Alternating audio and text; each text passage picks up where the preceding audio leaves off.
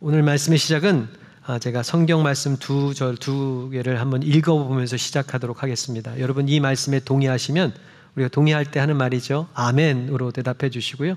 동의가 잘 안 되시는 것 같으면 그냥 끄덕끄덕 잘 해주시고요. 정말 안 된다고 생각하시면 이렇게 하시면 됩니다. 한번 해보겠습니다. 오늘 첫 번째 읽은 말씀 이사야서 43장 7절 말씀입니다. 내 이름으로 불려지는 모든 자 곧 내가 내 영광을 위하여 창조한 자를 오게 하라. 그를 내가 지었고 그를 내가 만들었느니라. 아멘. 네, 두 번째 이사야서 43장 21절 말씀입니다. 이 백성은 내가 나를 위하여 지었나니 나를 찬송하게 하려 함이니라. 여러분 이 말씀에 아멘이랐다는 것은 이 말씀에 동의한다라는 얘기입니다. 더 나아가 이 말씀이 내 삶 가운데 이루어진다라는 우리의 신앙의 고백이죠. 여러분 우리가 하나님이 인간을 창조하시는 목적을 성경은 분명히 뭐라고 얘기했죠? 내게 영광을 돌리기 위하여 나를 찬송하게 하기 위하여 내가 너희를 만들었고 지었다라고 성경은 우리에게 말씀하고 있습니다. 우리의 영광을 돌리고 하나님께 찬양을 올리는 것을 한 단어로 말한다면 예배입니다. 하나님은 우리를 창조하신 목적이 하나님을 예배하기 위함입니다. 여기에 동의가 되십니까? 우리의 목적, 우리 인간의 본질은 바로 하나님을 예배하는 예배자입니다. 여러분, 근데 이 예배를 우리가 왜 해야 되느냐라고 묻는다면 우리가 예배에서 간과하고 있는 가장 중요한 한 가지가 있습니다. 하나님은 우리를 예배하기 위해 만드셨고 예배라는 그 서비스를 우리 가운데 허락하신 가장 중요한 이유 중에 하나는 바로 하나님이 우리와 함께 하시겠다라는 것입니다. 다른 말로 말하면 우리를 만나 주시겠다라는 것입니다. 영이신 하나님이 이 인간, 육적으로 또한 영으로 창조하신 인간을 통하여 우리를 만나 주시겠다고 공식적으로 약속하시고 선포하시는 자리가 바로 예배의 자리라는 것입니다. 여러분 동의가 되십니까? 우리는 이 예배를 통해서 하나님을 만날 수 있습니다. 그런 특권이 우리 가운데 주어졌습니다. 그러면 여러분 최초의 예배당은 어디였습니까? 그러니까 이것을 근거로 해서 우리가 묻는다면 최초의 예배의 자리는 바로 에덴 동산이었습니다. 하나님께서 인간을 창조하시고 에덴 동산에 아담과 하와를 두셨죠. 그리고 가장 큰 축복은 뭔지 아십니까? 하나님은 그 동산을 언제나 거니시는 분이셨습니다. 거닐었다라는 것은 언제나 아담과 하와가 만나고 싶으면 하나님의 얼굴을 맞이하고 하나님의 음성을 들을 수 있었다라는 놀라운 축복입니다. 에덴 동산은 곧 하나님을 마주보는 예배의 자리였습니다. 만왕의 왕 되신 분, 천지의 창조주 되신 분, 자신들을 지으신 하나님이 자신들 앞에서 거니시고 계십니다. 여러분 천사들이 하나님을 볼 때 어떻게 하는지 아십니까? 여러분 눈을 가리면서 경배와 찬양과 영광 올려드립니다. 여러분 아담과 하와도 동일했을 것입니다. 하나님을 볼 때마다 누가 시키지 않아도 하나님의 영광의 빛을 보며 기뻐했고 경외함으로 감사와 찬양, 예배를 온전히 드렸습니다. 그분이 들려주시는 말씀들을 통해서 참된 생명을 얻었고 지혜와 감사와 평안과 구원의 기쁨, 감격이 누려지는 자리가 바로 에덴 동산이었습니다. 우리가 예배의 핵심을 우리가 잊지 말아야 됩니다. 예배의 핵심은 그래서 하나님의 임재, 하나님의 함께하심입니다. 예배의 성공은 다른 데 있지 않습니다. 우리가 잘 시스템적으로 차려진 예배를 드려야죠. 실수가 없어야죠. 하지만 그것보다 더 중요한 예배가 있습니다. 그 예배는 하나님이 우리와 함께하시는 예배라는 것입니다. 여러분 죄가 에덴 동산에서 들여왔습니다. 죄로 말미암아 이 에덴 동산에서 아담과 하와는 쫓겨나게 됐습니다. 더 이상 하나님을 마주 볼 수 없게 됐습니다. 그들의 삶에서 무너진 것이 뭔지 아십니까? 에덴 동산에서 먹는 실과를 따먹지 못하는 것이 아닙니다. 더 이상 그들은 하나님의 임재를 경험하는 예배를 드릴 수 없게 되었다는 것입니다. 죄의 무서움은 여기에 있습니다. 하나님 없는 예배를 드릴 수도 있다는 것입니다. 예배가 무너진 인생, 에덴 동산에서 이제 하나님을 마주할 수 없는 인생들은 죄의 본성대로 죄를 지으며 세상 악한 영의 노예로 살아갈 수밖에 없고 결국 하나님의 심판에 이를 수밖에 없는 것입니다. 예배의 실패란 하나님의 임재가 없는 예배를 말합니다. 그 결국에는 생명을 잃어버리고 심판과 죄의 사망의 권세 가운데 사로잡아 살 수밖에 없습니다. 성경을 우리가 자세히 보면 하나님의 임재가 없이 예배드린 이 사람들에 대해서 우리에게 소개시켜주고 있습니다. 첫 번째는 가인이죠. 아벨과 동일하게 가인은 예배를 드렸습니다. 근데 하나님의 임재를 상징하는 불이 아벨의 제단에만 내려왔습니다. 하나님이 그와 함께 하셨다라는 증거죠. 그런데 가인에게는 아무런 일이 일어나지 않았습니다. 하나님의 임재를 상징하는 불이 임하지 않았습니다. 그런데도 불구하고 그는 제사를 마쳤습니다. 끝나고 나니까 무엇이 그 안에 가득했습니까? 분이 가득했습니다. 그로 말미암아 예배드리고 나서 자신의 동생 아벨을 돌로 쳐 죽이는 것을 보게 됩니다. 사울이라고 하는 왕이 있었습니다. 그가 분주한 일이 있었습니다. 하나님의 임재를 기다리지 않고 자신의 방법에 속여 오른 대로 자신이 제사장이 되어서 제사를 예배를 드렸습니다. 그 결과 어땠습니까? 하나님 없는 제사를 통해서 악한 영이 그 가운데 임하였고 그는 왕위를 잃어버리게 되었습니다. 이스라엘 백성도 습관적으로 매번 드려지는 하나님 임재를 사모하지 않는 예배를 드리다가 결국에는 이방 나라에게 노예로 붙들려가게 됐고 하나님의 심판을 당하게 됐습니다. 하나님의 임재가 이 예배를 통해서 얼마나 중요한지를 성경은 우리에게 계속해서 강조하고 있습니다. 하나님께서 이 예배 가운데, 오늘 드려지는 예배 가운데 임재하시기를 간절히 소망합니다. 우리가 이 예배를 통하여, 하나님의 임재하시는 예배를 통하여 우리가 하나님을 바라보며 하나님이 우리에게 이 시간 공급해 주시는 영원한 기쁨과 평안과 생명과 구원의 감격이 오늘 이 예배 가운데 오신 모든 성도들에게 넘쳐나시기를 다시 한번 간절히 소망합니다. 성경에 이것을 가장 잘 알았던 아주 유명한 대표적인 사람이 있습니다. 바로 다윗입니다. 우리가 다윗을 부를 때마다 다윗을 예배자라고 부릅니다. 다윗은 예배할 때마다, 찬양할 때마다 그가 가장 중요시 여겼던 것이 한 가지가 있습니다. 하나님이 이 찬양 가운데 계시느냐, 하나님이 이 예배 가운데 나와 함께 하시느냐, 그는 삶에서 전쟁을 나갈 때도 하나님이 전쟁 가운데 함께 하고 계시느냐, 하나님이 나에게 말씀하고 계시느냐를 그의 삶의 가장 중요한, 여러분, 초점, 이 중심에 두었던 사람입니다. 하나님의 임재를 상징하는 제단에 불이 있어야 됨을 알았던 사람입니다. 하나님이 임재하실 때 구름을 통해서 역사하시는 분이심을 그가 알았습니다. 무엇보다도 그 성막을 지으시고 그 안에 증거궤를 통하여 하나님 함께 하시는 분이심을 그는 여러분 마음속에 깊이 새겼던 자입니다. 오늘 본문에 보면 이 하나님의 임재를 상징하는 언약궤를 자기 예배의 중심에 두려 노력하고 수고하는 다윗의 모습을 보게 됩니다. 여러분, 언약궤 없이도 제사 드릴 수 있었습니다. 그러나 다윗은 그것을 허락치 않았습니다. 하나님의 임재를 상징하는 그 언약궤가 자신의 예배의 장소에 와야지만이 그는 예배 드리겠다고 결단했던 사람입니다. 죄로 인해서 사울의 왕 때에 이 블레셋에 의해서 언약궤가 빼앗겼습니다. 다시 되찾아오는 과정 가운데서 오늘 이 말씀을 통해 이 최선을 다하고 있는 다윗의 모습을 우리가 보게 됩니다. 근데 그 결과가 어땠습니까? 하나님의 임재를 모시는 과정 가운데 큰 실패를 경험하게 됩니다. 어떤 일이 일어났습니까? 언약궤가 오는 것이 멈춰지게 됐고요. 그리고 나서 우사라는 한 제사장이 그 자리에서 죽게 되는 것입니다.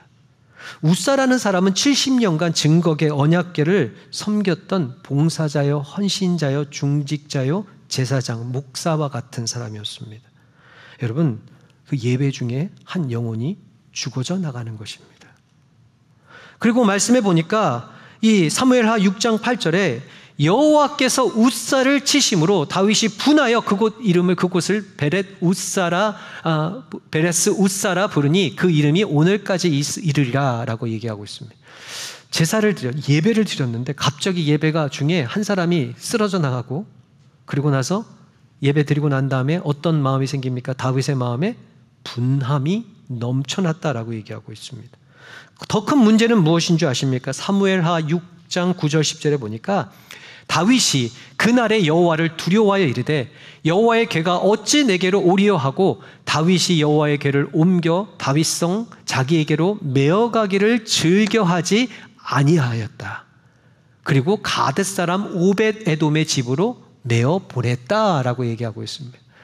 이제 더 이상 하나님의 임재를 사모하는 그것을 불편해하기 시작했습니다. 즐거움이 사라졌답니다. 그리고 나가서 이것은 이제 하나님의 맡겨주신 사명은 나 말고 저기 변방에 있는 이 오벳에돔이라는 사람에게 떠넘기게 되는 것을 보게 됩니다. 무엇이 사라지니까요? 하나님의 임재에 실패하는 예배를 드리니까 이와 같은 일이 일어났다는 겁니다. 지금도 그와 같이 동일한 일이 일어날 수 있습니다. 우리가 예배를 드릴 때 이 예배 가운데 하나님의 임재를 경험하지 못하면요, 한두 영혼들이 쓱쓱쓱쓱 쓰러져 나갑니다. 제가 뭐 졸고 있는 이걸 얘기하는 건 아닙니다. 마음의 영적인 이 믿음의 심령의 상태를 말합니다. 기쁨, 즐거움이 사라집니다. 여기까지면 괜찮은데요, 갑자기 분노가 일어납니다. 예배드리고 나가가지고 갑자기 서로 눈을 흘리고 보면서 싸우기 시작합니다. 밥을 먹을 때 밥 먹는 게 기분 나쁘다고, 또 인사 안 했다고 막 불편한 일들이 막 우리 가운데 생겨나기 시작합니다. 이럴 때 우리가 점검해야 됩니다. 내가 정말 하나님의 임재가 가득한 영광이 드려지는 예배를 드렸는지. 그리고 어떤 일이 일어납니까? 이제 더 이상 하나님께 가까이 나아가는 것이 불편해지기 시작합니다. 기도의 자리에서 떠나기 시작하고 예배 자리를 멀리하기 시작합니다. 마지막에 뭐라고요? 이 사명은 너나 맡아라 하면서 떠넘기기 시작합니다. 무엇이 사라지면요? 하나님의 임재가 사라지면요. 여러분, 우리 이걸 잘 살펴봐야 됩니다. 하나님의 임재가 있어도 되고 없어도 되는 일의 문제가 아니라는 것입니다. 예배는 우리의 사명이고 우리 성도의 이 본질이라고 한다면 그 예배 가운데 예배의 성공은요, 우리에게 반드시 있어야 됩니다. 무엇을 통해서요? 하나님의 임재를 통해서. 그래서 오늘 우리가 읽은 이 본문의 말씀을 통해서 하나님의 임재가 있는, 하나님이 기뻐하시는 예배는 무엇인가를 우리가 살펴보기를 원합니다. 우리 첫 번째, 하나님이 기뻐하시는 하나님의 임재가 있는 예배는 바로 말씀대로 드려지는 예배입니다. 하나님이 말씀하신 대로 드려지는 예배가 하나님의 임재하시겠다 약속하신 예배라는 것입니다. 여러분, 다윗이 하나님의 임재를 상징하는 언약궤를 가져오기 위해서 오늘 본문에 보니까 얼마나 정성스럽게 수고하고 노력했는지를 잘 설명해 주고 있습니다. 언약궤를 운반하기 위해서 이스라엘 백성 중에 이 3만 명의 정예 예배자들을 모았습니다. 이거 아주 3만 명, 많은 사람들이 있었답니다. 그 중에 3만 명을 딱 선택해서 그 언약궤를 가져오는 일에 뽑았습니다. 얼마나 수고했겠습니까? 그리고 먼저 오늘 보니까 새 수레도 만들었습니다. 헌 수레가 아닙니다. 아주 새로운 수레를 다시 제작했습니다. 그리고 20년 동안이나 언약궤를 섬겼던 아비나답의 두 손자 아히오와 우사를 그 새 수레를 몰게 하였습니다. 그러니까 하나도 소홀하지 않았습니다. 철저하고 정확하게 했습니다.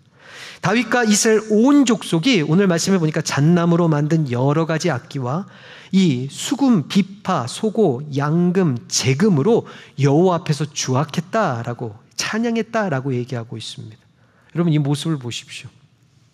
모든 지금으로 말하면 많은 온 이 토렌스에 있는 하나님을 믿는 성도들이 다 모인 겁니다.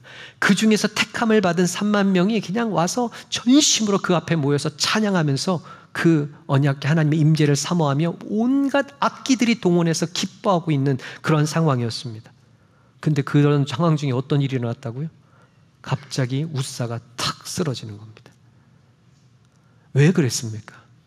그래서 한번 말씀을 좀 살펴보기 원합니다. 우리가 원인을 찾자면 오늘 말씀해 보면 첫 번째, 새 수레입니다. 왜 새 수레가 문제였는지를 살펴보면요, 출애굽기 25장 14절에 보면 이렇게 말씀하고 있습니다. 그 채를 궤 양쪽 고리에 끼워서 궤를 매게 하라.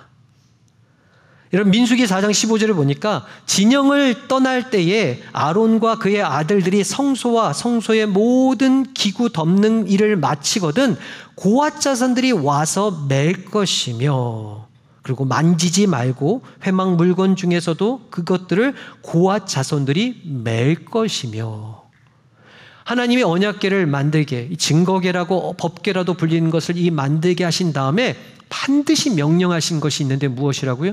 이 증거궤는, 이 언약궤는 어떻게 하라고요? 고리에 걸어서 반드시 메어가라라고 명령하셨습니다. 근데 이 오늘 말씀해 보니까 어떻게 했습니까? 새 수레를 만들어서 여러분 옮겨가기 시작했습니다. 우리 한국 사람들은 왜 그랬는지 여러분 좀 이해가 되지 않습니까?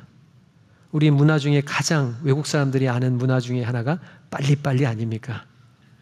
효율적인 거 너무 좋아하는 민족 아닙니까? 능률적이지 않으면 마치 죄 짓는 것처럼 여기는 민족이 우리 아닙니까? 여러분, 다윗의 마음도 그랬습니다. 빨리 모시고 오고 싶은데 이것을 짊어지고 어깨에 메고 그 언덕과 산을 넘으면 얼마나 오래 걸리겠습니까? 얼마나 불편하겠습니까? 그러니 멋지게 사람들 보기도 좋고 또 사람들에게 칭찬받을 만하게 세수를 만들어서 그것을 옮겨오기 시작한 겁니다. 여러분, 여기 아이디어가 어디서 나온지 아십니까?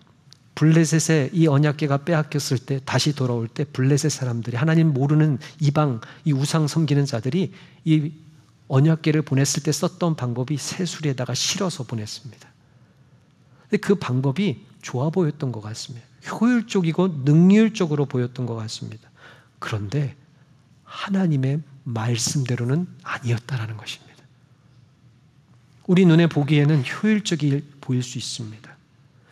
그러나 우리는 하나님의 말씀을 통해서 하나님이 기뻐하시는 하나님의 말씀대로인지를 점검하는 자들이 진정한 하나님의 임재를 사모하는 예배자라는 것입니다. 우리가 이 앞에 나올 때 찬양할 때도 그렇습니다. 하나님의 뜻대로 하나님의 마음을 가지고 나오는 자들은 하나님의 임재가 임합니다. 뭔가 능률과 효율을 위해서 빨리빨리를 위해서 움직이다가는요, 그것이 하나님의 기쁨이 되지 않고 하나님의 임재가 사라집니다. 아브라함을 보십시오. 아브라함에게 하나님 말씀하셨습니다. 너에게 사라를 통해서 이삭을 주겠는데 그 생명을 통해 이 백성이 이 모래알같이 많아질 것이다. 하나님 약속하셨습니다. 근데 그 말씀을 기다리다가 몇 세가 지나 90세가 지나가 버린 겁니다. 100세가 지금 가까이 왔습니다. 안 되겠는 겁니다. 그가 효율적인 방법을 생각했습니다. 사라와 함께 그의 몸종이었던 하갈을 이제 동침하기 시작합니다. 하니까 얼마나 빨리 자녀가 나왔습니까? 이스마엘이라는 아주 건장하고 튼튼한 아들이 나와버리는 겁니다. 세상 사람 보기엔 박수 받아야 될 일이죠. 그런데 그 일을 하나님께서는 기뻐하시지 않는 겁니다. 하나님께서는 이스마엘이 얼마나 하나님의 이 백성들을 방해하는 존재인지를 깨닫게 하시는 것을 보게 됩니다. 능률과 효율을 위해서 했던 일들이 하나님의 일을 이루어가는데 방해가 되는 것입니다. 여러분, 사울 왕이 있습니다. 블레셋과의 전쟁을 앞두고 있습니다. 근데 성경 보니까 사무엘이 더디 오는 겁니다.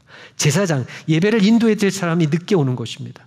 근데 그때 상황을 보니까 백성들이 막 불안해하면서 흩어질까 걱정과 염려가 그 사울에게 찾아오기 시작했습니다. 그가 결정했습니다. 내가 드려도 되지 않느냐? 내가 다 아는데. 자신이 빨리 예배를, 제사를 올렸습니다. 제사장 사무엘이 옵니다. 하나님께서 기뻐하시지 않았다고 합니다. 그리고 그의 왕의 자리는 거기서부터 끝나는 것입니다. 존귀한 사명의 자리를 잃어버리게 되는 것입니다. 나답과 아비후라는 사람이 있습니다. 제사장들이었습니다. 번제단에 불을 가지고 불을 지켜야 되는 사명이 있는 자들입니다. 근데 번제단까지 가려면요, 성소에서 번제단까지 나가려면 멉니다. 그러니까 자신의 처소에서 있는 자신들의 불을 가져가서 그 불을 붙입니다. 그러자마자 하나님께서 진노하셔서 그 둘을 치십니다. 왜 그랬습니까?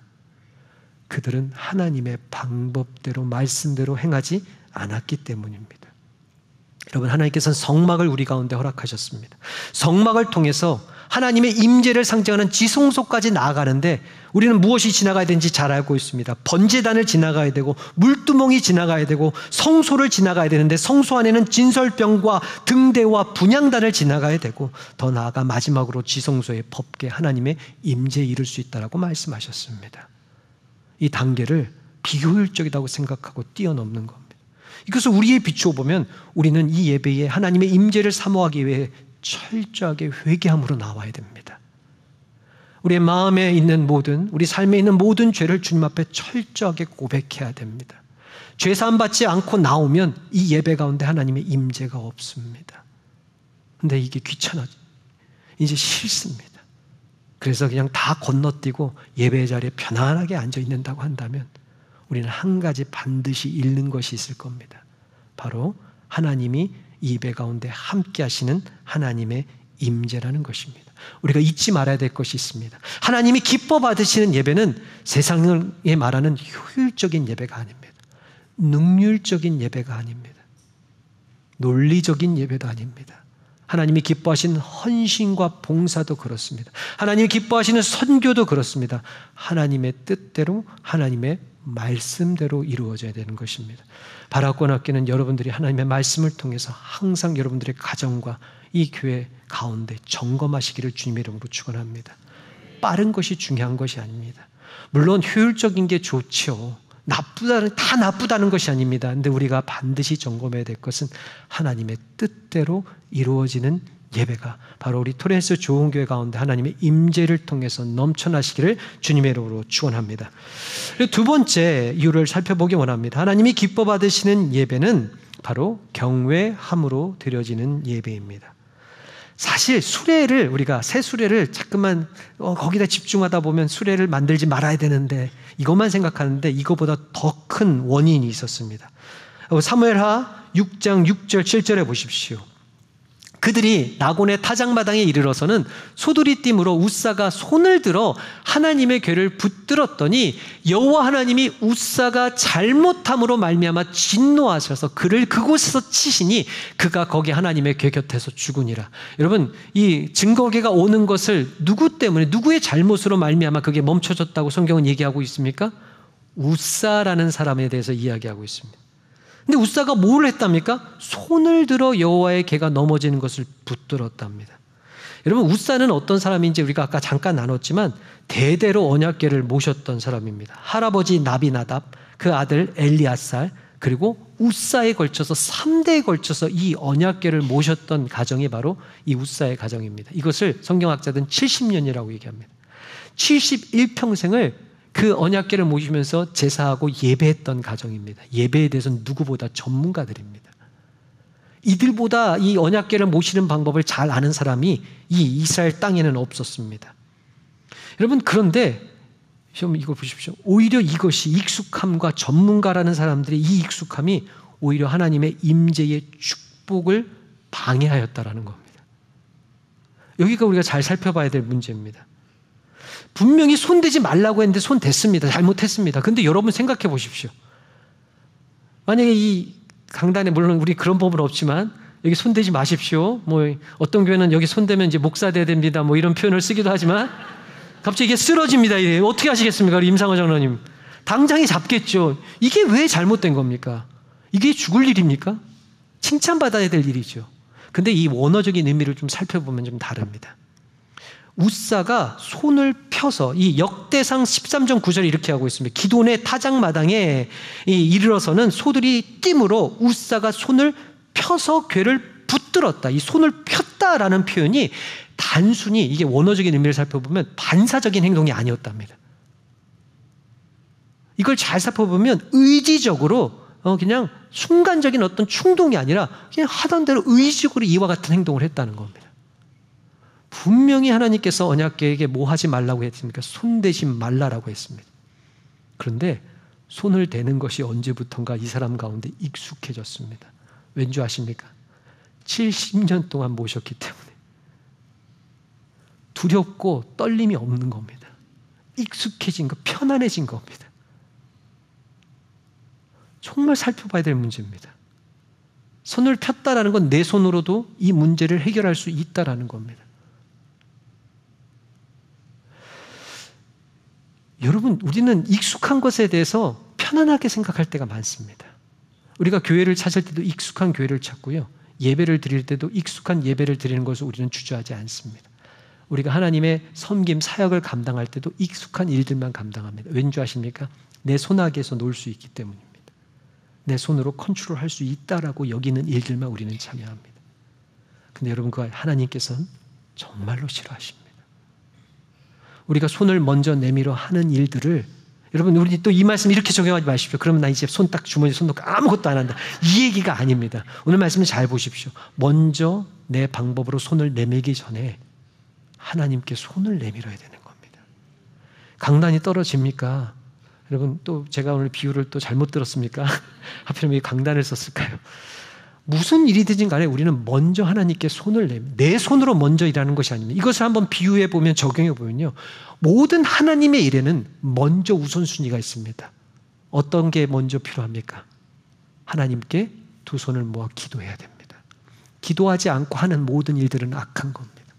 내 손으로 시작하는 것, 내 지혜와 내 지식과 내 경험을 가지고 시작하는 것은 여러분 악한 길로 갈 수밖에 없습니다. 그것이 효율적이고 능률적이고 누가 보더라도 잘된 결과로 나올지라도 그것은 하나님 보시기에 아름답지 못하는 것입니다. 먼저 하나님께 손을 내밀어야 됩니다. 웃사라는 사람의 이름의 뜻이 참 특별합니다. 나의 힘. 그는 이 사명을 감당할 때 무엇을 하기로 했습니까? 자신이 가진 손, 자신이 가진 힘으로 감당하려고 했습니다. 한 번이라고 충동적이라고 생각하지 마십시오. 그는 끊임없이 이러한 일에 주저하지 않았던 사람입니다. 자신의 의지를 가지고 하나님 영역에 내 손을 뻗었다라는 것입니다. 우리는 먼저 하나님 앞에 하나님의 손에 우리의 손을 맡겨야 됩니다. 우리가 움직이려고 해결하려는 손을 먼저 모아놓고 하나님 앞에 기도함으로 엎드려야 됩니다. 하나님이 통치하시고 하나님께서 주관하시고 임재하시는 그 사명을 우리는 바라보면서 하나님을 붙들어야 되는 것입니다. 내 능력이 아니라 하나님의 능력을 의지하는 것이 바로 경외함입니다. 하나님을 경외하지 않으면 내가 먼저 합니다. 내 뜻대로 합니다. 내 경험대로 익숙한 대로 행합니다. 예배는 그렇지 않습니다. 두렵고 떨림으로 하나님의 손에 맡기며 나아가는 것입니다. 그래서 우리는 예배 전에 경외함으로 기도가 있어야 됩니다. 참 저희 교회는 복되죠. 예배 전에 보면요, 우리 중보기도 팀들이 예배를 위해서 얼마나 열심히 기도하는지 모릅니다. 토요일 날 우리 사역자들이 모여서도 먼저 하는 것이 우리 예배를 위해서 기도합니다.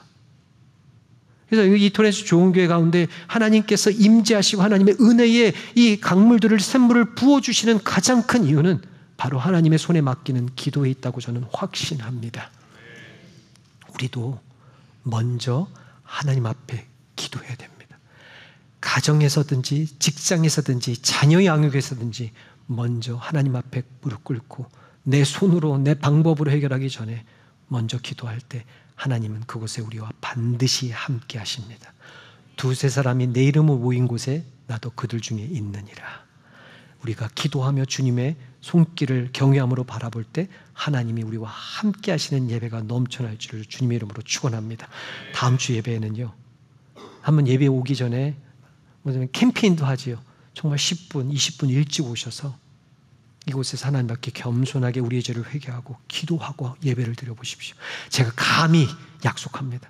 하나님의 임재가 여러분 가운데 넘쳐날 것입니다. 여러분의 갈급한 심령을 채워주시는 놀라운 역사가 하나님의 손길이 우리 이곳 가운데 충만해지기를 간절히 소망합니다. 세 번째, 왜 하나님이 기뻐하시는 예배는 무엇이냐? 바로 하나님이 기뻐하시는 예배는 희생과 이 십자가가 있는 예배입니다. 오늘 10절의 말씀에 보면 이렇게 나와 있습니다. 다윗이 여호와의 궤를 옮겨 다윗성 자기에게로 메어가는 것을 즐겨하지 아니하고 가드 사람 오베데돔의 집으로 메어갔다라고 얘기하고 있습니다. 다윗이 얼마나 많은 준비를 했습니까? 이제 언약궤가 오면 됩니다. 근데 이 과정에서 웃사가 죽었습니다. 다윗의 마음 가운데도 기쁨이 사라졌습니다. 두렵기 시작한 겁니다. 귀찮아지기 시작한 겁니다. 그때 어떻게 하고 있습니까? 이것을 오벳 에돔이라는 사람에게 떠넘기는 것을 보게 됩니다. 여러분, 다윗은 그렇다 치더라도 오벳 에돔의 입장을 생각해 보십시오. 아마 그 자리에 그도 있었을 것입니다. 근데 지금 웃사가 같이 일하던 알던 제사장 하나가 죽어나가는 겁니다. 그리고 지금 사람들이 두려워하고 막 근심하고 걱정하고 있는 상태입니다. 아무도 언약궤 하나 쓰러진 거 손대지 못하고 있습니다. 그때 다윗이 오베데돔 너가 짊어져라 라고 명령했습니다. 여러분, 오베데돔의 입장이라면 어떻게 했겠습니까? 그는 변방에 사는 사람입니다. 오늘부터 이제 이스라엘 아니야. 나 다른 데로 갈래 하고 도망갈 수도 있었을 겁니다. 근데 오늘 오베데돔의 가장 아름다운 모습은 뭔지 아십니까? 아무도 맡기 싫어하는 그 부담스러운 일을, 어찌 보면 그거 하다가 자기가 죽을 수도 있는 일을 그가 짊어지며 감당하며 나아갔더라는 것입니다. 그리고 더 큰 축복은 뭐예요? 하나님이 그와 함께 하셨다라는 것입니다. 오늘 이 말씀에 우리가 좀 마음에 좀 새기기를 원합니다. 수레로 가져가지 않았습니다. 그는 불편하다 할지라도 어깨에 메고 나아갔습니다.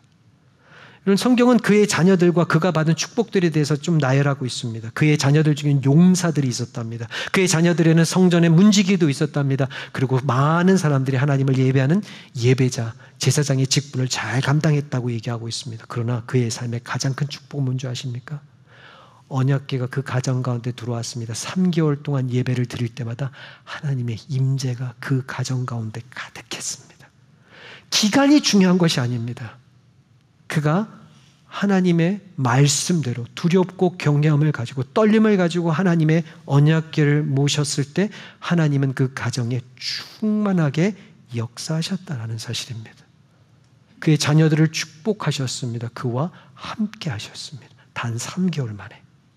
저는 믿습니다.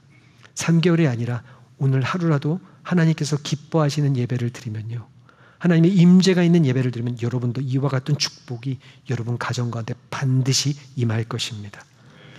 여러분, 우리에게 신앙생활 하다 보면, 특별히 교회를 섬기다 보면, 교회 공동체를 섬기다 보면 좀 감당하고 어렵고 두려운 일들이 있습니다. 전 이번에 우리 목장, 우리 초원장에게 신방을 이제 시작하면서 이거 쉬운 일이 아니다라는 생각을 해봤습니다. 자녀들 하나, 내 가정 돌보기도 힘든데 우리 초원장들과 우리 또 목자, 목녀들이 다른 가정들을 돌보는 게 이게 쉬운 일이 아닙니다. 그리고 이거 하다가 시험 받아서 떠난, 이걸 또 예배랑 비유하기 그렇지만 주님 일 하다가 이 마음에 상해가지고 떠나셨다는 분들에 대한 이야기도 제가 많이 들었습니다. 그리고 이제 하다가 할 만큼 했어 지쳐가지고 이제 포기하셨다는 분들도 많이 들었습니다. 제가 그분들을 정죄하고 판단하고 비난하는 건 아닙니다. 그러나 제가 오늘 초점에 맞추시고 분들은 그 남들이 하기 싫어하는 일들을 이 감당할 사람이 없다 보니까 이 감당하는 분들이 계십니다. 그것을 감당하는 우리 귀한 교회의 사역장들도 계십니다. 선교부터 시작해서 전도까지 시작해서 식당 봉사부터 성가대부터 찬양팀부터 남들이 별로 하고 싶어 하지 않습니다. 어깨에 짊어지는 것 같이 힘든 일입니다. 근데 나에게 주어졌을 때 그것을 싫다 하지 않고 하나님이 주신 일로 여기면서 감당하는 분들이 있습니다. 전 이분들에게 정말 복된 자리라고 감히 이야기합니다. 저 새로운 목사가 왔으니까 또 그 자리에서 이제 내려놓고 떠날 준비를 하는 분들을 붙들려고 지금 저렇게 아닙니다. 오늘 말씀을 보십시오. 여러분 얼마나 복된 자리인지 아십니까? 아무도 하기 싫어하는 자리, 떠밀린 자리 같지만 오베데돔이 이것을 말씀대로 감당하고 두렵고 경외함으로 감당했을 때 하나님께서 이 가정에 함께 하시는 것입니다. 매 예배 때마다 이에게 은혜를 부어주시는 것입니다. 하나님의 하늘에 한없는 그 은혜의 그 물들을, 그 생명들의 글들을 하늘을 열어서 그 가정 가운데 부어주시는 것을 보게 됩니다. 이것이 우리가 사모해야 되는 하나님 기뻐하시는 예배입니다. 어려운 짐이라 할지라도 그것을 짊어지고 나가는 것입니다. 희생이 없는 예배를 하나님 기뻐하시지 않습니다. 우리 자신을 주님께 온전히 맡기며 헌신하며 드리며 나아가는 예배 가운데 하나님께서 우리와 함께 하십니다. 이것이 바로 우리 예수님의 삶이었습니다. 예수님의 삶은 예배였습니다. 하나님을 기쁘시게 하기 위해, 하나님이 맡겨주신 사명을 감당하기 위해 될 수만, 나도 피할 수만 있으면 피하기를 원하는 그 십자가를 주님께서 묵묵히 짊어지며 감당하며 나아갔을 때 하나님께 기쁨이 되었습니다. 온 인류를 구원한 하나님의 도구가 되었습니다. 더 나아가 부활의 기쁨을 맞이했습니다. 여러분, 우리에게 맡겨주신 하나님의 사명을 감당하는 것은 큰 축복입니다. 그 일을 한다고 여러분 몸 안 아픈 거 아닙니다. 자녀들의 아픔을 피할 수 있는 것도 아닙니다. 지치지 않는 거 아닙니다. 피곤할 거 분명합니다. 그리고 우리 주변에 보면 그것 때문에 낙심하고 실망한 영혼들이 없는 거 아닙니다. 그러나 여러분, 제가 한 가지 확실히 이 시간에 이 말씀을 통해서 여러분이 선포하기 원합니다. 그 자리는 하나님의 임재가 있는 자리입니다. 하나님께서 함께 하시는 자리입니다. 이래서 쓰러지고 넘어졌다 할지라도 부활의 기쁨을 누리게 하시는 생명의 자리입니다. 여러분, 이 자리가 바로 오늘 오벳에돔이 감당했던 예배의 자리였습니다. 바로 예수님이 십자가를 지시면서 감당했던 예배의 자리입니다. 오늘 이 일을 통해 어떤 일이 일어난 줄 아십니까? 이것을 두려워하고 근심하고 분내고 있던 모든 이스라엘 백성들 가운데 회복이 일어났습니다. 그들이 이제 다시 한번 그것을 모시기를 기뻐하기 시작합니다. 이제는 모시고 올 때는 말씀대로 두렵고 경외함과 그들 가운데 감사와 감격이 넘치는 온 이스라엘의 예배가 회복되는 장면들을 우리가 성경을 통해서 보게 되는 겁니다. 한 오벳에돔의 수고와 헌신을 통해 예배가, 온 이스라엘 백성의 예배가 회복됐습니다. 하나님의 임재를 회복했습니다. 바로 그와 같은 들이 바로 우리 토렌스 좋은 교회 성도들이 되기를 주님의 이름으로 축원합니다. 여러분, 저희 교회에 제가 이렇게 사역할 때 모토가 한 가지 있었습니다. 여러분 아시는 분이 있을지도 모르고 없을지도 모릅니다. 저는 이 말을 너무 좋아합니다. 장자교회라는 표현입니다. 들어보신 분이 있고 없을 분이 있을 것 같습니다. 장자의 여러분 이름 특권이 뭔지 아십니까? 부모의 재산을 갑절을 받는 겁니다. 어떤 장자는 다 받는 겁니다. 하나님이 부어주신 은혜를 많이 받는 겁니다. 여기만 우리가 집중하지 아니요. 장자에게는 반드시 의무가 있습니다. 부모가 맡겨준 사명을요 다 감당케 하기 위하여 그 많은 것들을 부어주는 겁니다. 이 토렌스 지역 가운데 많은 교회들이 여러분 감당하다가 어려운 일을 당한 게 있고 감당하다가 불편한 일들을 당한 일들이 있을 거라고 믿습니다. 저는 우리 토렌스 좋은 교회가 감당해야 된다고 믿습니다. 선교의 일, 전도의 일, 하나님이 기뻐하신 일들을 하나님께서 우리에게 맡겨주셨다면 남들이 불편해할 때 우리는 짊어지고 감당하며 나아가면 이 교회에서 드려지는 모든 예배 가운데 하나님의 임재가 충만케 되실 것입니다. 이것을 사모함으로 우리 주님의 임재를 기뻐함으로 바로 이와 같이 주님과 동행하심으로 말미암아 주님의 주시는 영원한 생명, 하늘의 충만한 축복이 오늘 이 예배 가운데 하나님의 임재를 통해서 경험하시는 우리 귀한 성도들 되시기를 주님의 이름으로 축원하며 축복합니다.